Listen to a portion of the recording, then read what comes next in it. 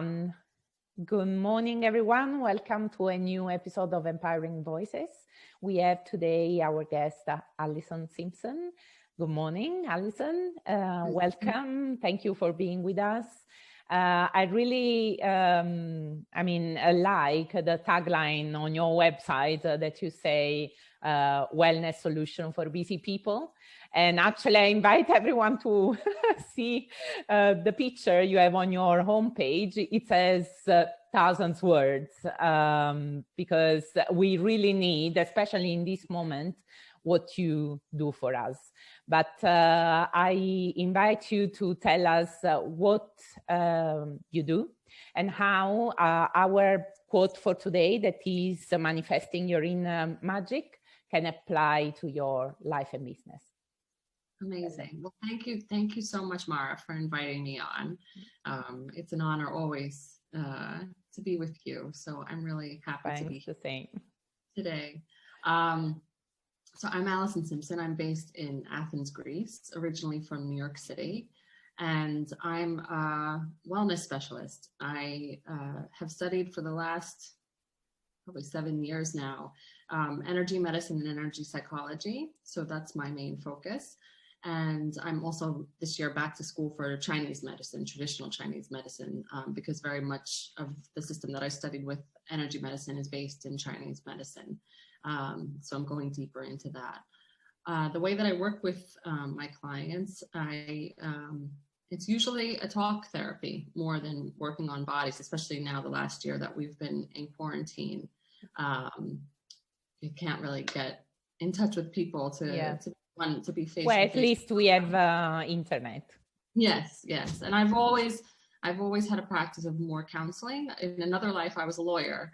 So, and I was always very interested during law school about, actually they called it legal therapeutics or something, or therapeutic jurisprudence. That was that. Oh, wow. So it was very much about the lawyer as counselor and mediation, and how you can bring two parties together to be able not to, win from each other, not in a competitive way, but how can you get them to understand what they need from each other? So communication was a lot about that. And I say that because it took me years to understand how I could integrate or explain myself that, in another life I was a lawyer, and now all of a sudden I'm in wellness. They seem different worlds, but you found that the legal world got me into the wellness world because it made me sick, honestly. the stress from law school, I was burnt out by the time I was 25. Unfortunately, with bad timing, the year that I started law school, or the year, I was finishing my undergraduate degree and then starting law school. So it was 2002. I was living in Manhattan. I had just witnessed the terrorist attacks on the World Trade Center. And I lived in Manhattan, for the year after that, and in New York City, for the years after that. So, and we all, anybody that was there, and even people that weren't, are suffering from post-traumatic stress. Of course.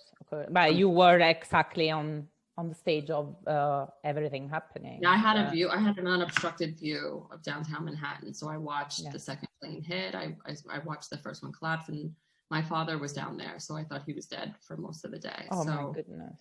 You just stayed in survival mode. I mean, and this is what I study a lot now. And I see, I'm mentioning it because I see a big parallel between that time and now that we're in this global pandemic, because what happens to us physiologically is that we go into survival mode. And what part of the brain that's operating when we're in survival mode is not the prefrontal cortex that's all in charge of the logic and the reasoning. It's the amphibian part of the brain, the part of the brain that we share with our prehistoric ancestors, the cavemen, that is just truly a reactionary response. Pure instinct. It's pure instinct. And actually in order to prepare, so you may have heard of the phrase fight or flight. Yeah. So when we face a danger to our being, and back then it was a true, imminent danger of death, so like a tiger chasing you in the wild or something, and you have to either run, so that's the flight part, or you have to fight back. There's another component where you might just freeze and become frozen. That tends to be my pattern when I'm under stress. And that part of the brain has not evolved to meet the types of stress that we're meeting in daily life. So we're meeting every stress that we have, whether it's, deadlines for work, bills that need to get paid, kids that are late for school, whatever kind of stress that's really eating at us. If we aren't managing our stress correctly, our body is responding in the same way as it would to a saber-toothed tiger. Yeah. So, and that response needs to be shut off. I mean, I truly believe, and it's being studied now, that this mechanism, because we are in constant stress 24/7, and not just by our own responsibilities in the world. I mean, if you really think about a lot of the things that we watch on TV, even watching a successful movie is going to put your body. Yeah, exactly. So it's happening. It's constant inputs affecting that part that we cannot change, as you were saying. Exactly. Yeah. Exactly. So if we don't know how to shut that off, our body is never going to get into homeostasis. And this relates to your quote for the day, the manifesting your inner greatness. Inner magic. Sorry, yes. Because how can we manifest our inner magic if we're in survival mode? That's if you're surviving, you're not thinking about how am I going to fulfill my purpose in life, or how am I going to contribute to my society? How am I going to, express my best self? You're not focusing on that. You're trying to just survive and keep your head out of the water. Yeah, sure. And this year, even for me, that this is my focus, this is my career. I've been in check with that inner critic of mine, because I'm like, how can I go out in the world and try to, teach this? Because I'm like, I feel like I'm drowning a lot of the days. I'm a single mom in a foreign country with no family support. And so I say that because we have to first take a breath, and maybe we could do that together. Just take a nice breath, I love to just put one hand over my heart, the other hand there, or even you bring one hand over your belly and just check in and just remind yourself, I'm okay. I'm doing a lot. It's a lot right now. And we have to be kind to ourselves. We have to allow ourselves those days where we're just, I don't know, gonna Netflix and chill and eat some chocolate or whatever. We need to be easier on ourselves and be kinder to ourselves, because we're a year in of a very difficult year. So. Yeah, and I think as women in general, as human beings, but as women especially, we ask too much from ourselves. And Absolutely. Of course, we put the priorities of others, in this case, children, before our priorities. But I always say we should learn to give space to ourselves a bit more, because otherwise we end up having a cup full of tiredness, frustration, resentment, and we don't do any good to ourselves or to others. And of course, to find ways to get there, it's what we need specialists and professionals like you, because on our own, we normally, we don't have the knowledge, right, to get out of the survival mode and get to a step back and have awareness of a situation that we cannot always face on our own. So that's where you come in. Yes, even me as a specialist, I have people that I go to when I need support. We all need support. I mean, I think that's something, especially, Mara, because you lived in Greece for some time, the cultural view here is that, asking for help makes you look weak. And I think that's something that, is felt in other cultures as well. But, it's actually a sign of huge strength to ask for support. Yeah, it's exactly the opposite. You're right. And acknowledging that you need help or support is 55% of the work, maybe more. It really is. So I've been studying, the techniques that I've been studying help to shut down the fight or flight mechanism, and then also get your your systems in a better organization. The woman that I studied with, Donna Eden, she actually sees energy. So I find that pretty cool. And her partner is a world-renowned psychologist, Dr. David Feinstein. So together they have created this breadth of knowledge that's truly very grounded. I mean, I've studied with there's another very famous healer from the States called Barbara Brennan, and she was actually my first introduction into the healing world, because around in that same year before law school, my grandfather, when I was in my first semester finals, my grandfather died suddenly. And a couple of months after that, you know, after this year of stress between 9/11 and my parents got divorced, I started law school, which was really insane. And then my grandfather died. And 3 months later, I couldn't move. And it was the beginning of an autoimmune disease that I still struggle with. It's a rare disease that affects my bones and my skin. So it can be very debilitating. And but I knew that there was a psychological component, even as, you know, I was 22 at the time, I think, when it started. So, but a lot of, you know, a lot of energetic healers are very, you know, working in the field, as we call it, you know, working with the things, the subtle energies that people don't normally see. And I, as a lawyer, I'm a very practical minded person. I want to know that, you know, I believe in it. It's not that you want to see it and touch it. But I want, exactly. I want some kind of affirmation. So in our system that we use with Eden, we're using kinesiology, which is muscle testing. So we're actually asking the body what it needs, and the body can show us when things are blocked, both physically and emotionally.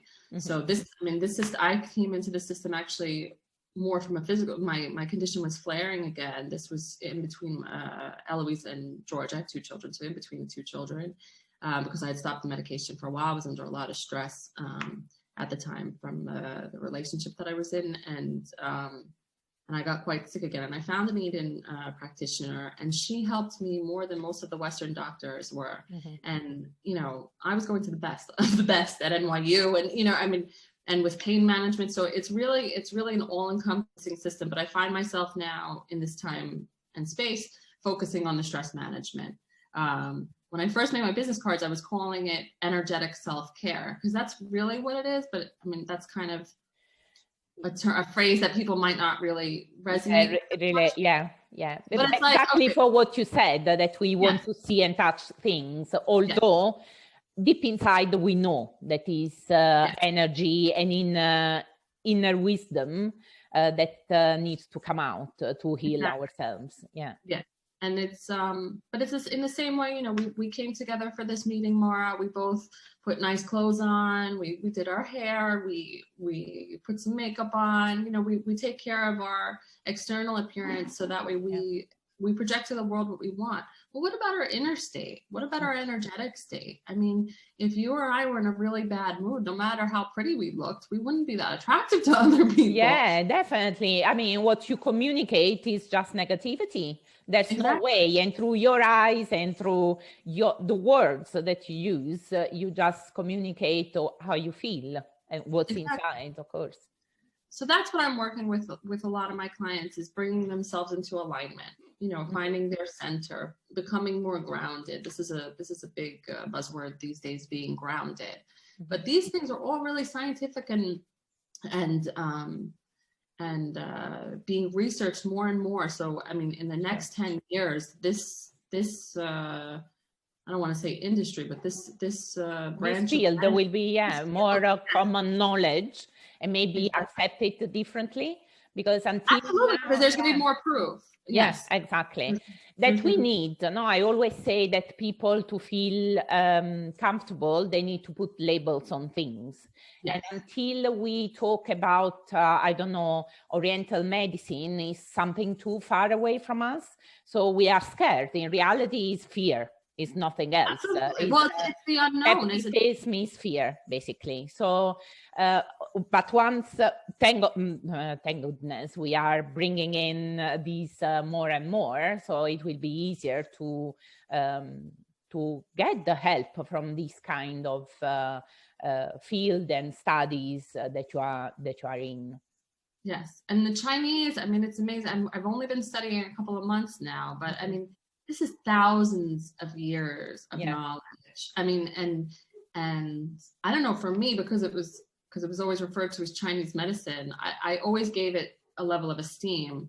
But reading some of the ancient texts, I mean, they just, the main thing is that we have come so far from living in rhythm with nature. Mm-hmm. We are living against nature. And that's why I think this time of this global, this great reset, really, or this great pause that we're experiencing the last year, is such as horrible of a time as it is for a lot of people in the world, is also an amazing opportunity for us as a human race. Totally agree. This has, you know, this hasn't, discriminated at all, this virus. It's everywhere. It's a great opportunity for all of us to really reprioritize. Sorry, my dog is barking. It's okay. It's like there's birds. Lola, come here.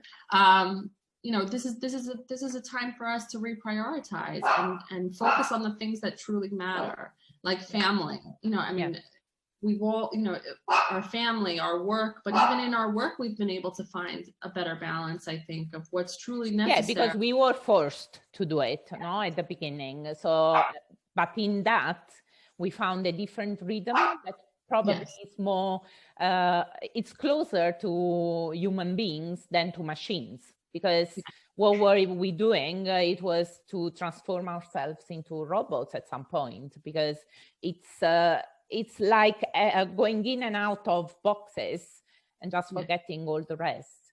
Yes. So I definitely agree with you. There's a big teaching to take out of all of what's happening. So every negative happening has unfortunately a very negative side, but there's a bright one that you should consider, at least acknowledge and wonder what we can do better once everything is over, because we hope that it will be over at some point.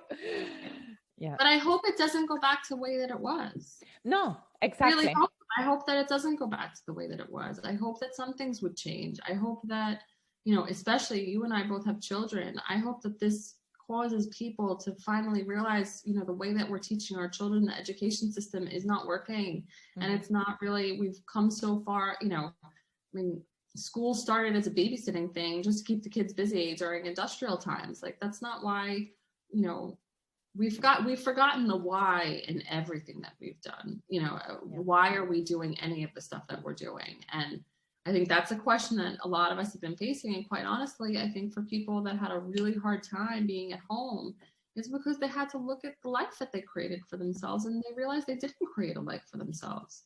You know, I mean, and I don't want to sound, you know, there are some people that are truly suffering. So I don't want to, of course, I mean, loneliness or being stuck at home. I mean, with difficult situations, it's not, it's real. I mean, we are not making it up. But let's say generally speaking, we've been forced to face maybe a situation where we were not enjoying it anymore. I mean, the lack of vision, motivation comes from somewhere. It was only extreme stress, and then postponing priorities that nowadays we see as priorities. I don't know, contact with the nature, having a rhythm closer to what we need and not what others tell us, or even small things, probably the capacity to see and the small things and start appreciating them. Yes. Not give them as granted just because. Absolutely. I mean, how often did, you know, we really never had the time to ourselves in that way. Mm-hmm. And, you know, most people couldn't cope because they didn't know what to do with themselves. You know, I mean, I study myself. I mean, this is my, you know, this is my focus in my career is studying the self. I'm creating a brand as well called In Pursuit of Self. Mm-hmm.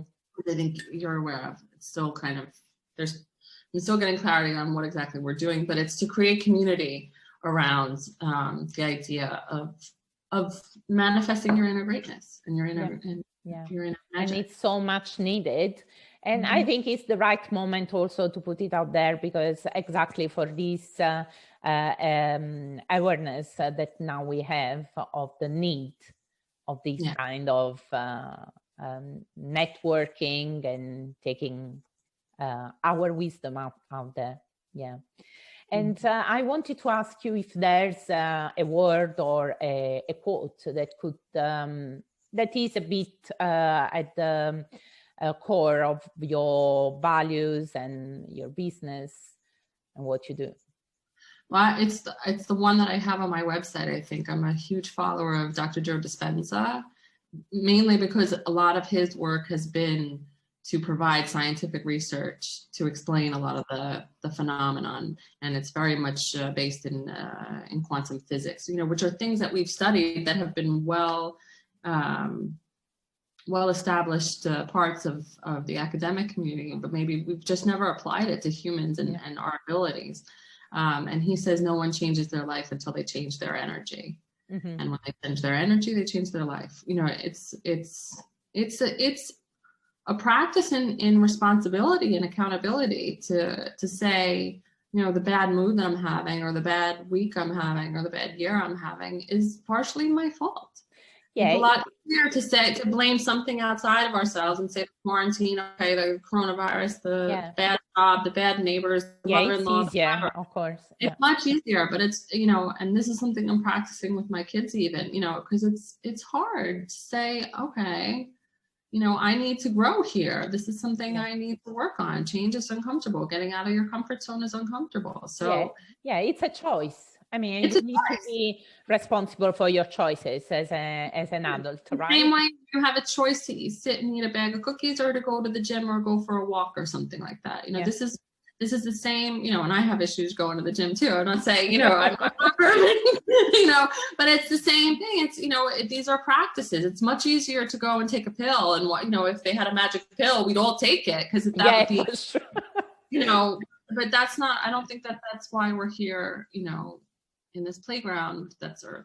I had kind of a download, not long before the pandemic started, about, what if everything that we think heaven is supposed to be, it's all here on Earth. And it's true. It's a mindset shift. It's a perspective shift. It's lifting a veil. It's waking up. I mean, it's, and those are phrases that you hear thrown about a lot, but from a really grounded perspective that, I'm here, this is Earth, and this is, I can create stuff here. And I know that's not accessible, unfortunately, to everybody, but this is the type of thing that builds momentum. And the more people that start to shift into this kind of vibration, the more they can feel. But, the two main things, the manifesting your inner magic, just tuning into yourself and remembering that you're supported. You're not alone, Yeah, exactly. We are in this all together.